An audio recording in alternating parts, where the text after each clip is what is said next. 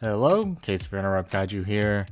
After being in the chat for Master Chaos's Watch stream of The Man Who Saved the World, he said he would like me to do a review of it. Interwebkaiju, Casey says, all the beheadings and exploding bad guys in that last fight really made up for the rest of the movie for me. You know what you should do?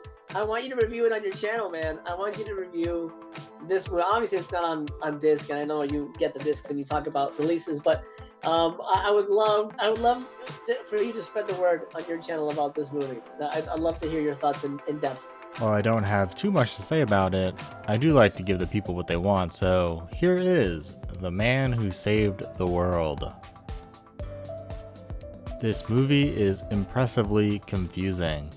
It is also known as Turkish Star Wars, yet not mirroring that plot in any way. There is some Star Wars footage thrown in, but almost unrelated to anything happening in regards to the plot aside from spaceships transporting characters.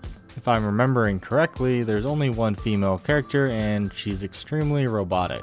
Barely any emotions in terms of line delivery or body language, but at least she looks nice on film, just in general, and I like her outfit. It's not just her, all the characters are pretty awful. The main only really shines in the last fight, but we'll get to that later. The baddie is memorable even if just because of his muffled, but still not Darth Vader-esque voice. The plot was hard for me to follow, but had something to do with him wanting to harvest human brains for something. A lot of the costumes are just awful, but a few, like these maybe supposed to be skeleton-looking guys, are cool. One thing this movie has over the original Star Wars is its hand-to-hand combat. To be honest, it's fairly bad for most of the film. Lots of no-contact hits, repeated moves. Has to be the movie I've seen with the most nut shots, more than even the Jackass movies. Bad acting during the fights, but come that third act, it's all made up for. All of a sudden our main actor tries and succeeds in giving believable fights, greatly helped by some practical special effects.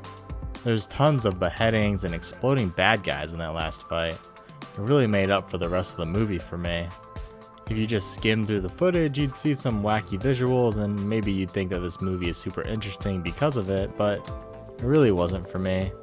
Brings up the question, if the entire movie was over the top as that last fight, would we have become desensitized to it all by the end of the movie? Few things are worse than an action movie with an anticlimactic finale.